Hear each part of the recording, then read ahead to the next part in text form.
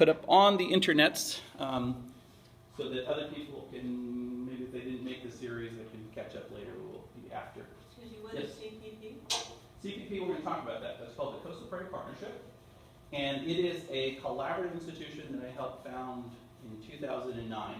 Basically, the reason for that is that a lot of prairie groups didn't work together at that time. There was no prairie movement, no prairie renaissance happening. And there was a lot of individual good work happening. But CPP has helped facilitate closer communication between all the prairie groups, not just here in Houston, but in Texas and Louisiana. And we're actually going to be bringing down, Cassie and I are going to be helping to bring down the American Grasslands Conference, the national conference, to Fort Worth.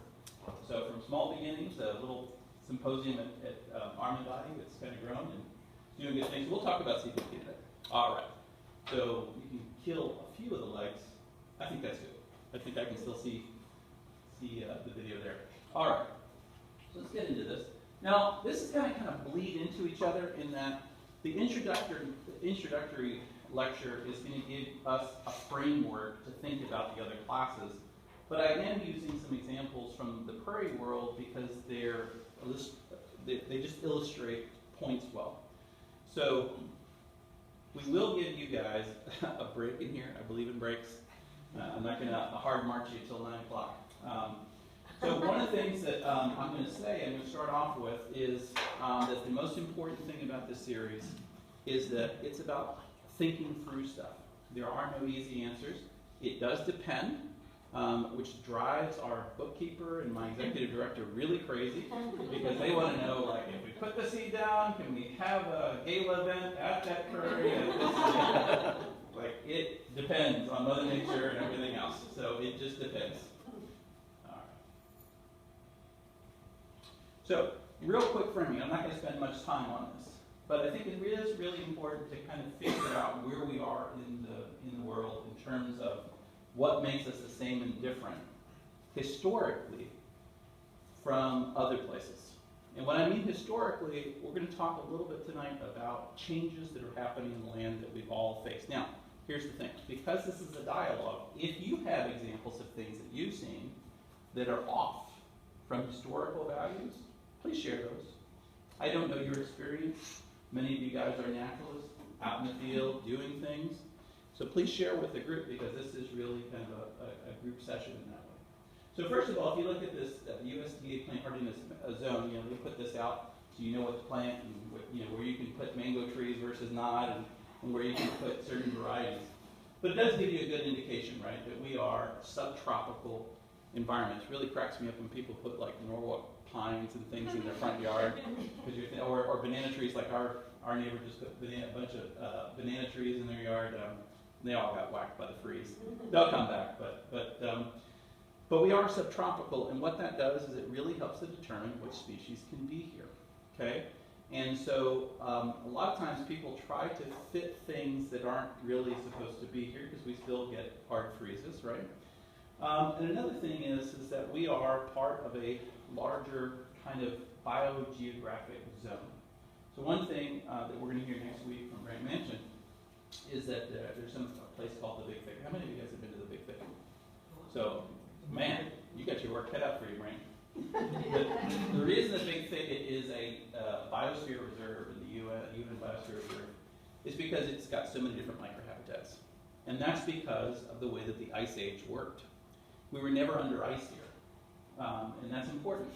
Many of the species that were further north got pushed down and kind of compressed in this area. And so when you look at the Big Thicket, what you will find is you'll have plants that are very akin to Appalachian plants today. You'll have prairies from the Midwest. You'll have cacti and yucca from the Southwest deserts. And you'll have influences from Mexico. And that's what we find here in Houston, is that if you look at the taxa around here, like the species and the families, there are quite a few families that creep up where the majority of those species are in Mexico, and they creep up here.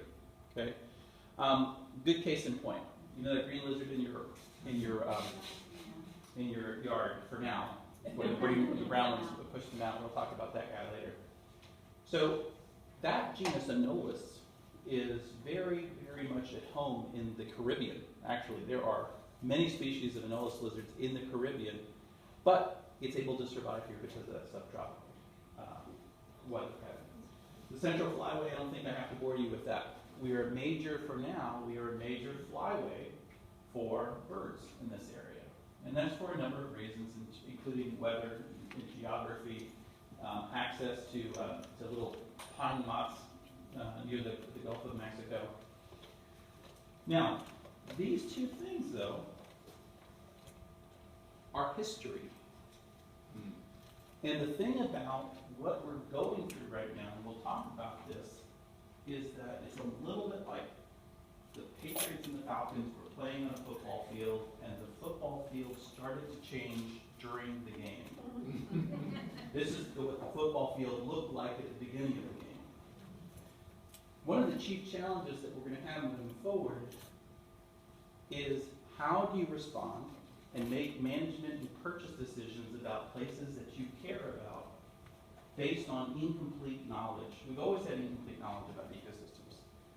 But with certain processes that we're going to talk about, it's confounding things and making things even harder to predict. So some people will say, don't do anything, and some people will say, you've got to take some extreme action. And so that discernment process can be really, really helpful. So one of the things you're going to see here is this map right here. Now this map is, as all ecological maps, a little bit inaccurate. And here's why. The truth is climate has always varied from time to time. If you take those blocks of time, and in drier times, the grasslands would expand and the forest would contract, and in wetter times, the same thing would happen. But generally speaking, this map is based on soils that underlay this whole area. And as you can see, my near and dear prairie was the predominant ecosystem type in this area. It's hard to even understand how much of Houston was a prairie area. But it's very, very complex. You can see all these different, what Houston Wilderness refers to as ecoregions, all piled up together. And this is why there are two things that you need to know about this area. One is we don't have a very high level of endemism. And what that means is we don't have very many species that are only found here. Why? Because we're connected to the rest of the continent. So you usually get that endemism where there's a barrier or something pinching off a population or something like that. And if you're in the middle of the continent, things can get to you, especially if you're not surrounded by mountains. So we don't have a lot of endemic species here, but we have a lot of species richness. So we have over 700 species, 650 species historically of vertebrates. So not all of them live here all the time. But very high levels if you go all the way down the Gulf Coast. Now, in terms of the plants, if you were to take kind of the Texas coastal area, there's someone in Texas Parks and Wildlife, a botanist that I work with a lot, and he's looked at the plant diversity, and if you go all the way down the Texas coast, we're talking about over 1,200 species of plants. Now, that pales in comparison to like the rainforest, but for a temperate system, it's really high. Okay. Now, this was the football field at the beginning of the game. This is not what the football field is like today, and we'll talk a little bit about that through this series. So one thing to recognize, and I do this with my master naturalist trainees, is that one of the best things that you can learn how to do, and also exactly one of the worst things you can learn to do, is read landscapes. To be able to go to a piece of property and look at it, and kind of in your mind play CSI and think, this is what I believe happened to this property. This property probably didn't look like this before. This is probably what happened in terms of both good and bad things that might have happened. And the reason for that is that Houston is underneath a lot of layers of change.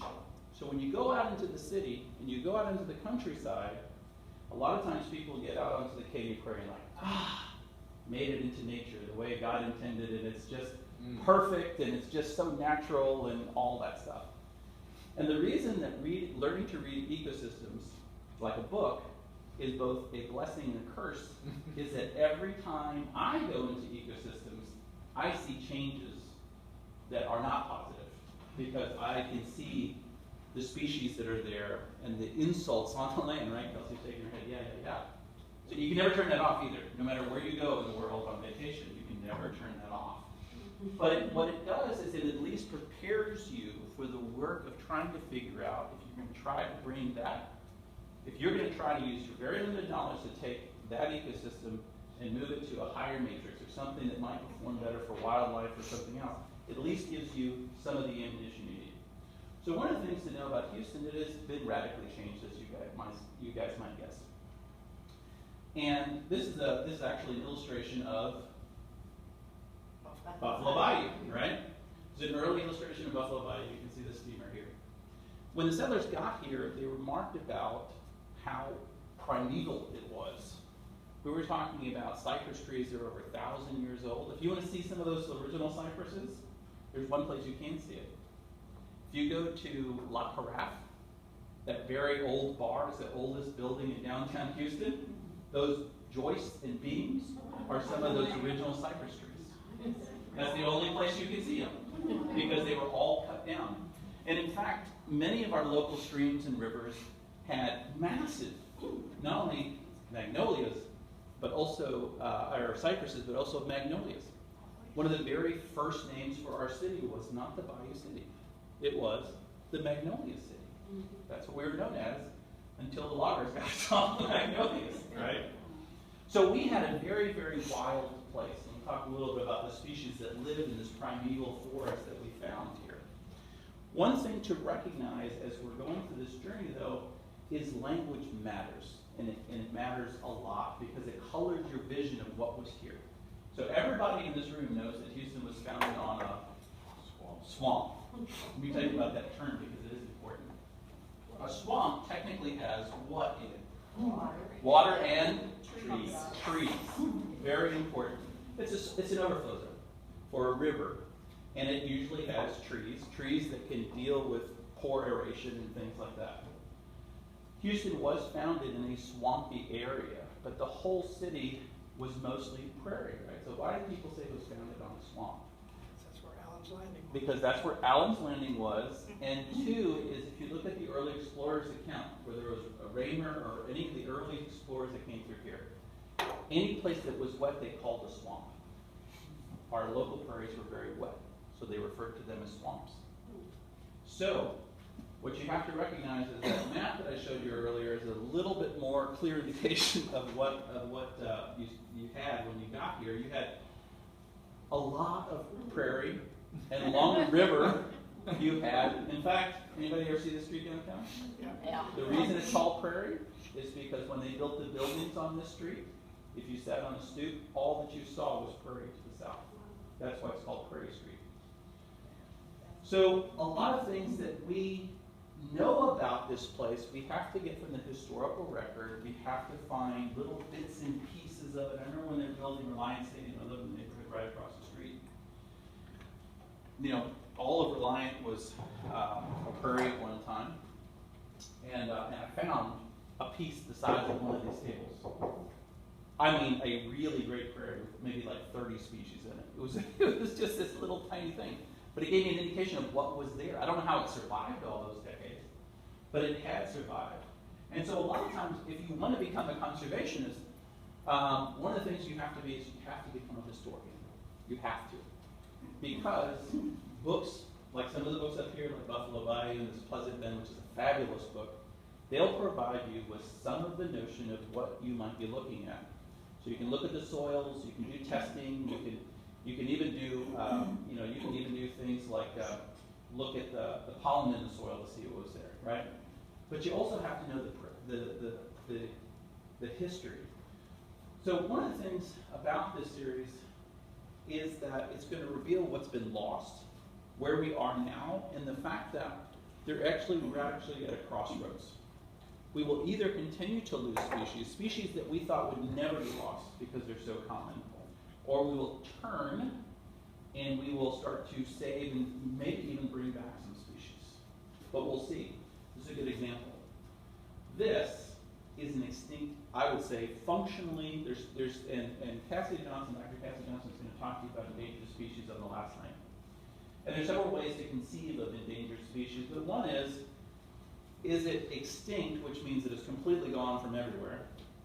Another way of looking at it is it functionally extinct? Has it dropped to such a small level that it's not really impacting anything? And I would say that this ecosystem, although you can find pieces of it, is actually functionally extinct in this area. Can you tell us what that actually is? Sure, it's called a canebrake. So this is a native cane that once went on for many, many miles. Throughout the southeast, this was a very large ecosystem type. And sometimes it would go inland 3 miles wide.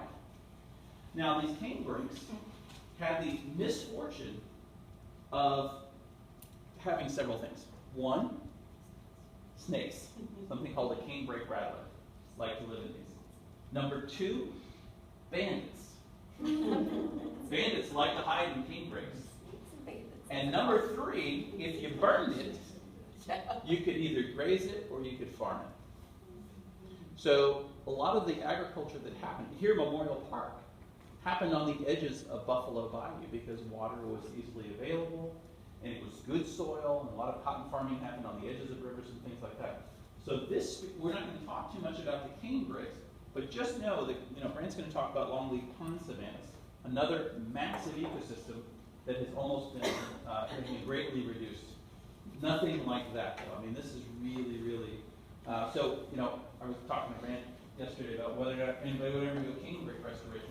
I don't know, but just know that what we have now is a very different version of the world than what we inherited when we got here back in the 1820s as far as American, European settlers to Harris County. This is a map that I'd be happy to share with you.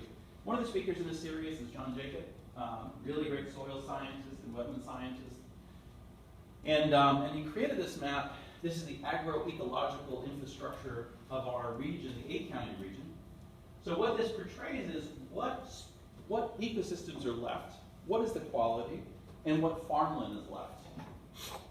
Later on, we're going to talk about land transformation and how that's happened in this region, and kind of a prototypical sequence of land transformation. So one thing you'll notice is, obviously, at the center of Harris County, this is all gray, right? But this isn't a sequence that's stopping, right? We're going to look a little bit about that. Other things that are very important in terms of framing of this area, what we inherited and how we respond. One thing is that we are in a place where I used to teach with a professor of A&M, and he said, I'm the best weatherman your money could buy. I can tell you exactly what the weather's going to be like over the next several years. And we're like, well, what do you mean? And he says, it's going to be drought broken by flood. And I said, yeah, Dr. Rector, you're right. You're absolutely right. And sure enough, if we look at tree cores in Texas, we find that there have been repeated droughts since the 1700s. In fact, sometimes droughts have lasted up to 40 years at a time. So we think about that 2011 drought, where we have this lake that you guys are going to see on the 25th, and I walked across part of that thing. It's usually 12 feet deep. And if you think about a 40-year drought, or a 20-year drought, and then you start looking at the hurricane pattern here on the Gulf. That's Hurricane Ike, right? Mm-hmm. And if you look at the hurricane frequency in and around Galveston in the 1900s, it was frequent. We got to a kind of a low period statistically towards the end of that. But it was rapid fire hurricanes, right? So you add all this together, and then you put flooding and drought on here. This is a picture of this forest right here in Memorial Park. One of the things that happened as a consequence of that 2011 drought is the Arboretum and Memorial Park completely reconceptualized what this land is going to be. The long-range climatic forecast for this area is for it to be drier. So it would have been really irresponsible of them to say, you know what, we're just going to plant a whole bunch of trees and the forest is going to come back. You can't write that check. You can't water that many trees. And so smartly what they did is they looked at where the trees died. Sure enough, where the prairie soils and the savanna soils were the highest mortality rates for trees throughout the park, sometimes 95%. The prairie took back what it had given since Cam Logan was here in the teens. So we think of our life cycle, and people are like, oh, this ancient forest died.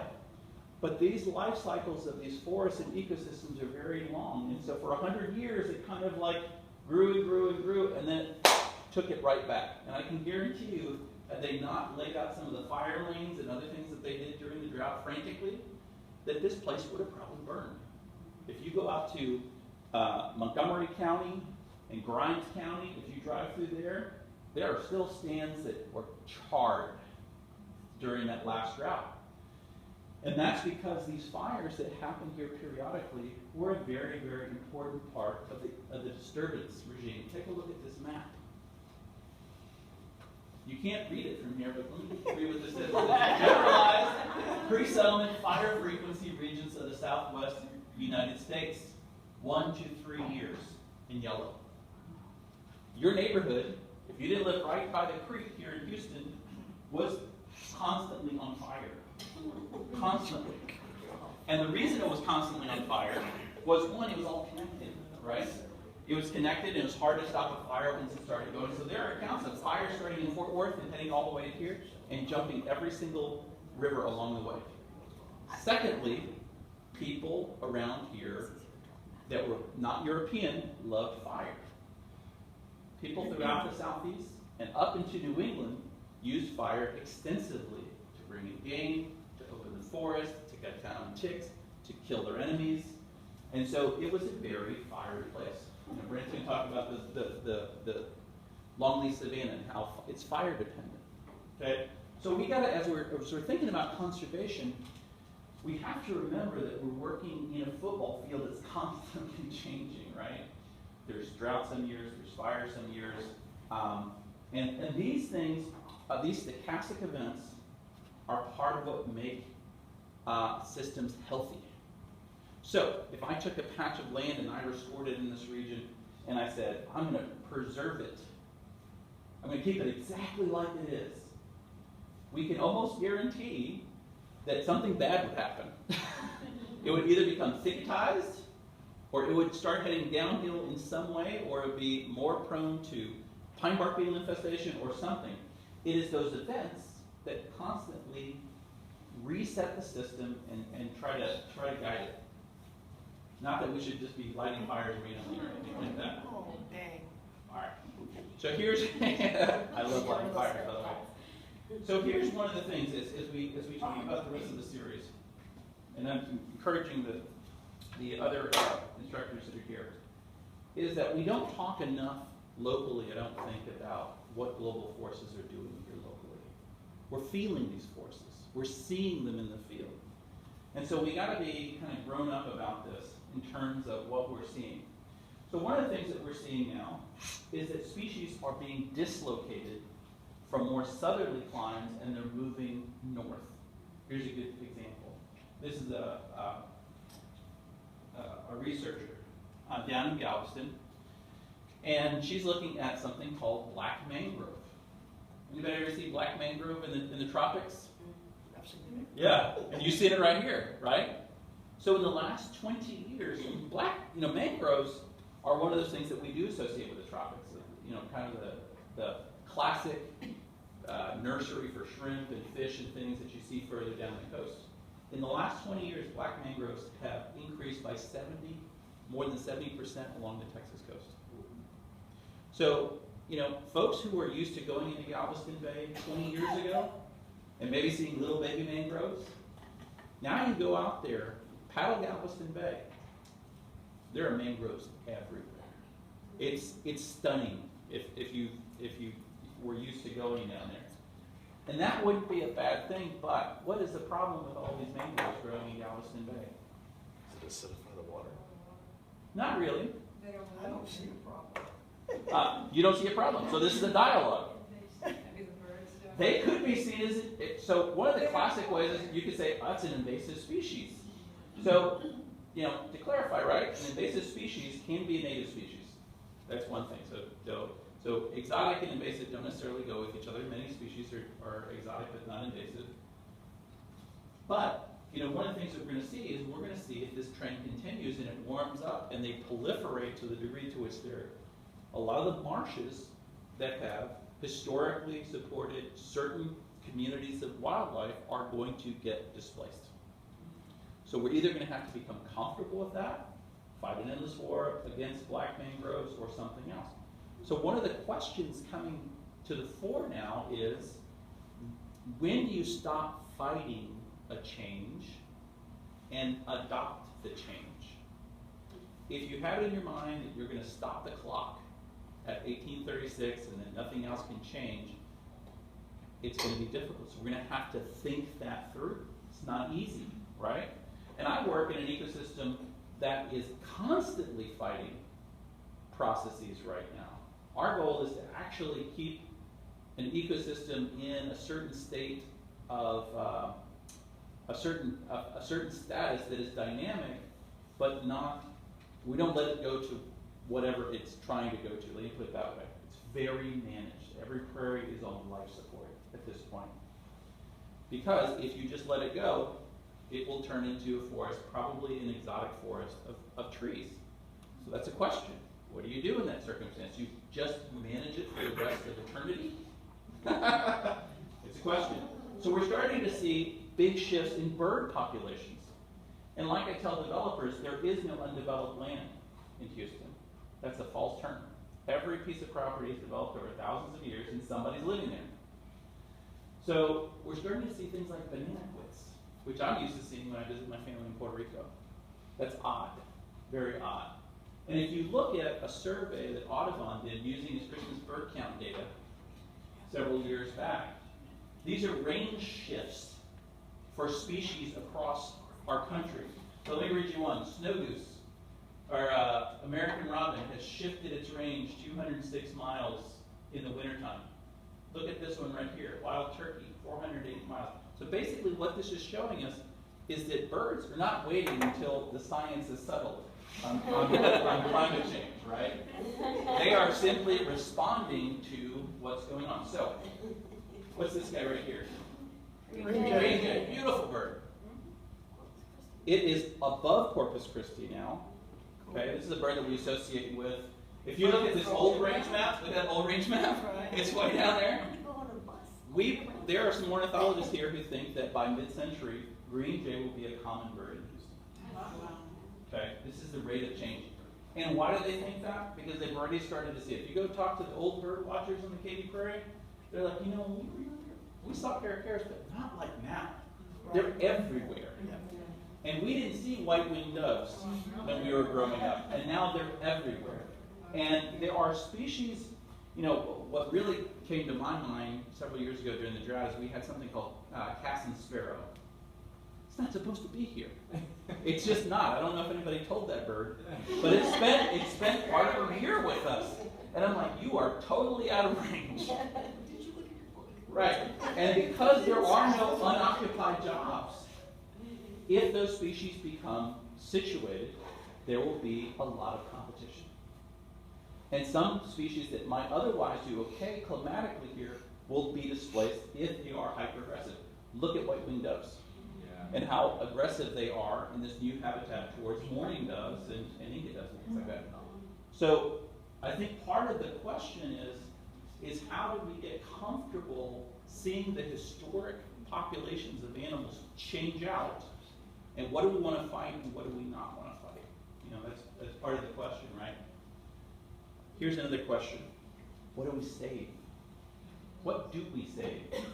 Given that we have some foresight now about what might happen by mid-century with climate change and sea level rise, what do we save? So, good case in point. This guy right here is a miracle worker. Brand knows this guy. Mike Lang. Who's heard of Mike Lang? A few of you guys. Everybody should know about Mike Lang. It's not because, it's not because he's like, you know, super hilarious or anything like that. It's because he's super committed and very creative in financing the acquisition of lands. So Mike has worked tirelessly with Annie Thompson to save thousands of acres down in the Columbia Bottomlands, which Brent will tell you about next week. Now he's with the Trust for Public Land. So Mike is a doer. He gets out there and he works conservation deals and he finds financing and he's constantly setting up deals with landowners and getting land. So one of the pieces of properties that he's looking at right now looks like this. It's a beautiful piece of property. There's an island just to the southeast of Galveston called the Follett's Island. Southwest, yes. I always get screwed up with Galveston. Southwest of Follett's Island, Galveston Island called Follett's Island. And this is a Sierra Club trip. You were on that trip probably. Checking this out. What do you think about that spot on the map? What do they think? Did you just love it? Well, sure. Yeah, great. Nobody would The go. Strand Prairie. The Strand Prairie. Nobody would go there from an ecological standpoint and say, "Don't buy this piece of property." They would say, "Buy this piece of property. Mike, you're doing God's work. This is good stuff. Spend the money and buy it." So here's Follett's Island, and this got shifted a little bit. It's actually right here, and here's Galveston Island. But here's the thing. Here's the thing.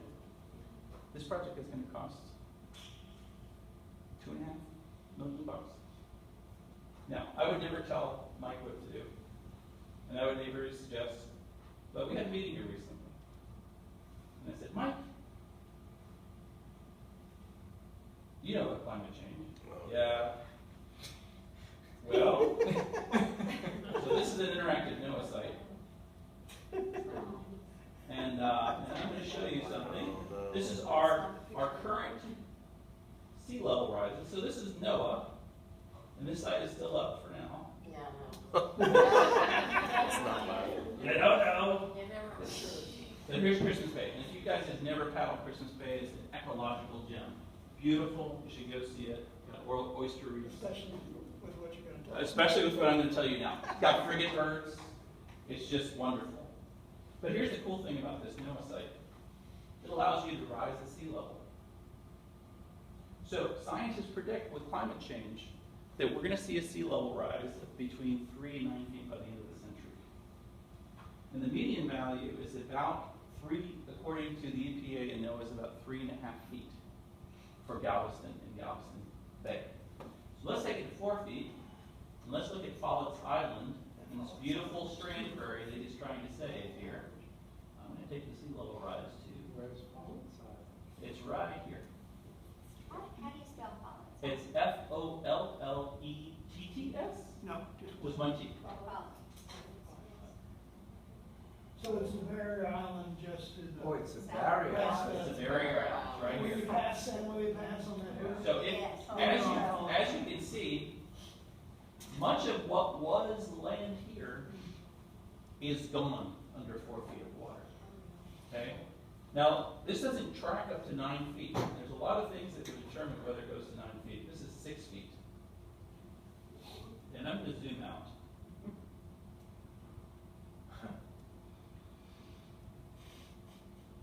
So what you're seeing, like a cancer, all of this is gone. Let me show you what New Orleans looks like. Oh, Uh-oh, spaghetti-o. not looking good. Yeah. Poor Bob's Cajun country is not doing fair too well. Yeah, most of that. It'd be a memory. Yeah. So New Orleans itself becomes an island, almost. Here's New Orleans. This is under 6 feet, not 9 feet. Under 9 feet, the southern half, much of the southern half of Florida is gone. And unfortunately for Florida, they're sitting on limestone. They can't build any walls or do anything about that. It's just going to flood. I mean, Yes. Follett's averages 2 to 4 feet in height. So you go to 6 feet. Right. It becomes the bay. Or even at 4 feet, yeah.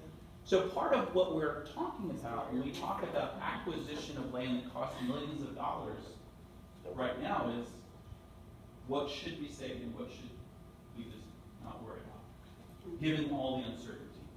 The second thing is, how do we ensure that at least some of the community that's onshore will have the ability to migrate inland?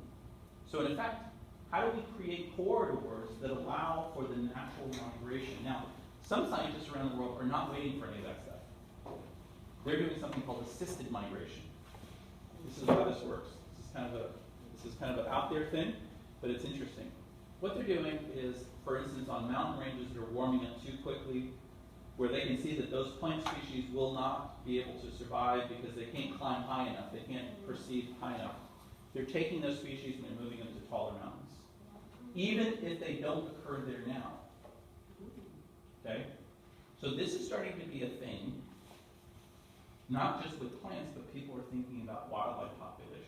Do we put wildlife populations in places and assist their migration to other spots where they haven't historically been, so they'll have a chance to live? Now, that's very tricky in my mind. But corridors are not. These corridors that will allow natural migration to move up. Corridors are expensive. But it's something that we need to be thinking about. All right, let me get out of here. I'm not going to reset the world. I'm just going to leave it flooded like that. Because that's how I am. Here's another frame. This is there's a group called the Population Connection. They deal with human population growth and issues related to human population growth. And this is something you can see on YouTube. Just type in Population Connection. This just shows you the rate of growth of the human species and key events. Okay, it's kind of mesmerizing. Watch it towards the end here. So we're getting to, we're growing as a species. There's another Starbucks, and there's another Starbucks right across the street from each other. The age of China. And as this proceeds, golly, this is just incredible. And, what's going to happen? And it seems okay. And then you start racing towards the current age, and you start to think, what's going to happen here in Houston? Should we be worried about population growth here in Houston? Yeah. Is that something that other people have to worry about in China and other places? Yes. Yes. Because right now, we have a population in Harris County of about, I think, 3.5 million, give or take. By mid-century, it will be 6.7 million in Harris County alone. That's not the metro area. The metro area is going to be over 10 million people. So as big as what Mexico City used to be before it got even bigger. So you can see this, and if you take a look at the rate of growth, this was just in the Chronicle not too long ago. Houston was a very compact city before World War II. Very compact. All of it was in 610, basically, for the most part. And then after World War II, everything in yellow is after World War II. So from the 1820s, when the first Anglo settlers got here, until 1944, it was confined within this area. In the years since, all the yellow. And this is not really slowing down, as you know. So we're not going to get to the end of this because I got to go. But once you get to the end of this, it is. Well, we'll let it run. You guys are in charge. All right. We know the end. You want to see that? All right, fine. Because it hasn't blown up. It hasn't blown up yet. But just watch it in the end here. Look at Central America. Here we go. My family's just getting to the new world. Some of my family's meeting some of my family. Look at the Incas Empire. Yep. Then So more of my family's going to be What over. are you doing over there? the Empire blinked out with all the disease. Yeah, and you can see some dots Yeah. that get stripped out sometimes. Yes. Here we go. God, look at That's Europe. colonial America.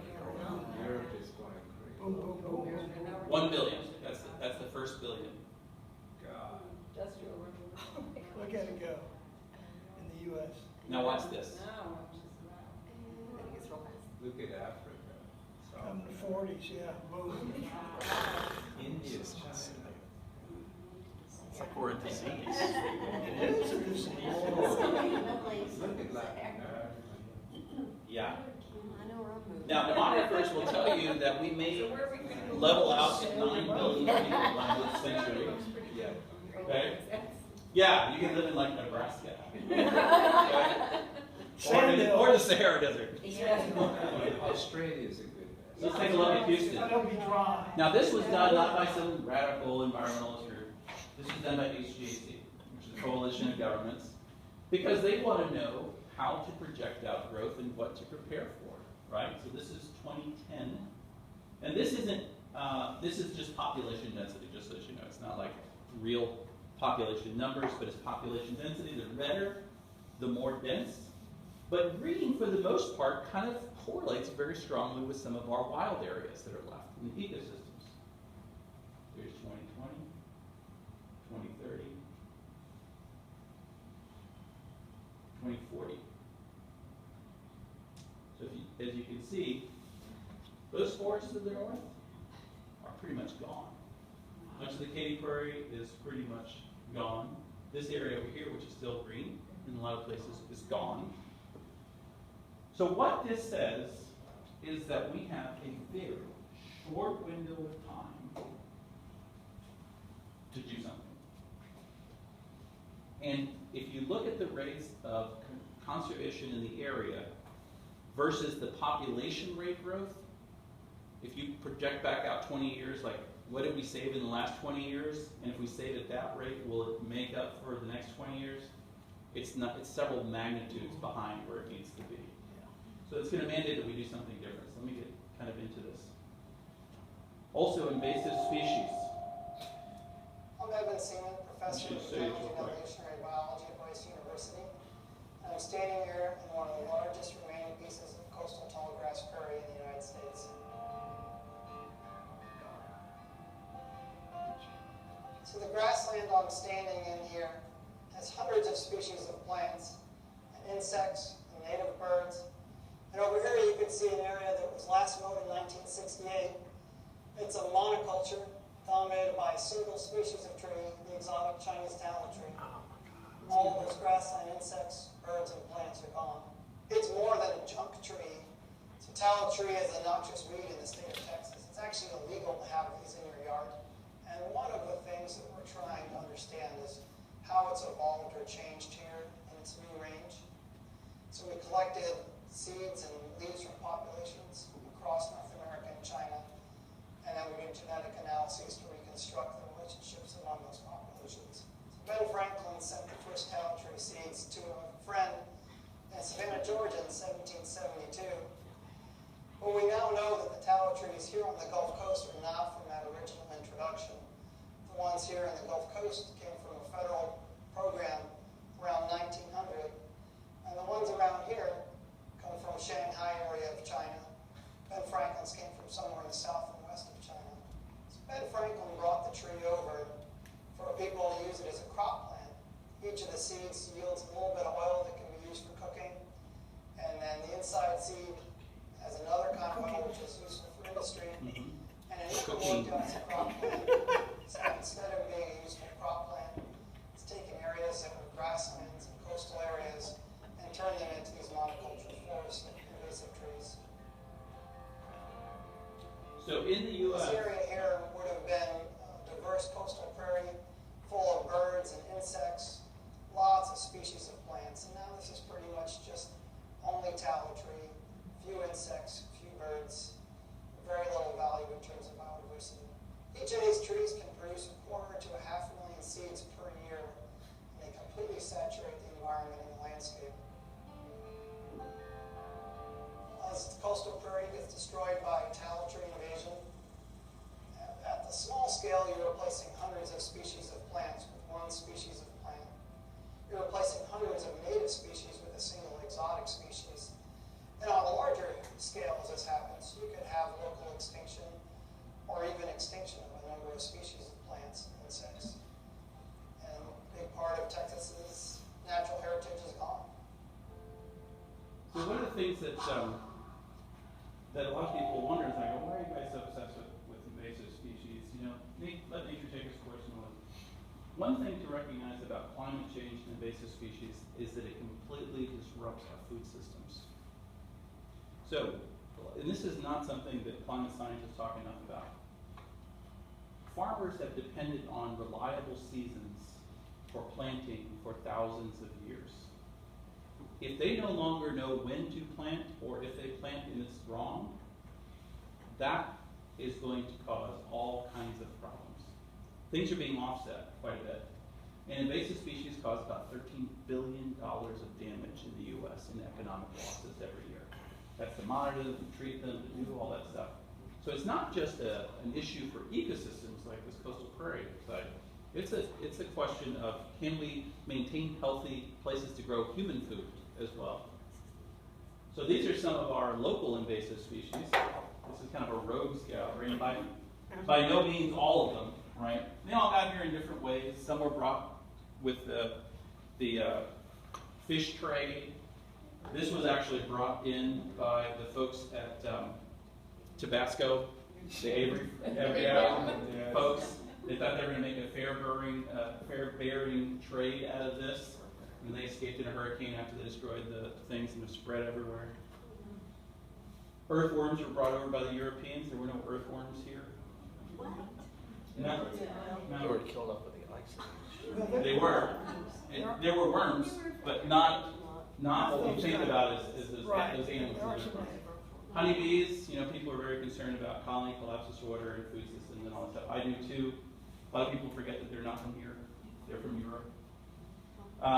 So things have changed so radically here that sometimes people don't know what's actually from here and what's not from here. A lot of people are like, I love my native crepe myrtle.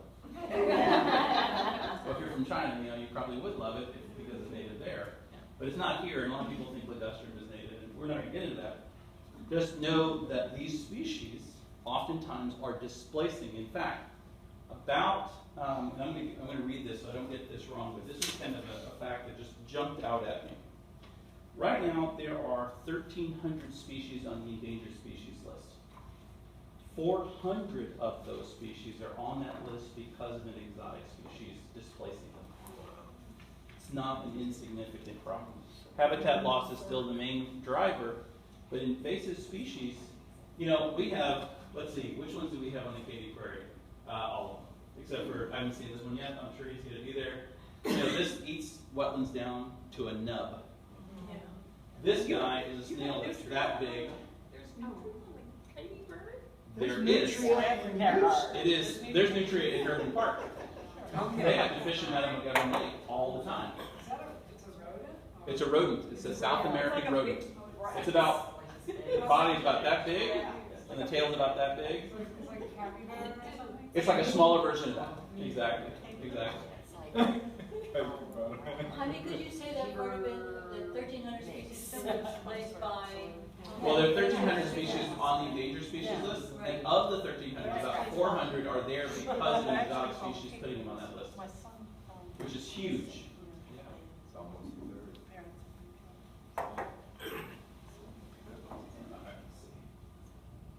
So what we're really talking about is we're entering into an era.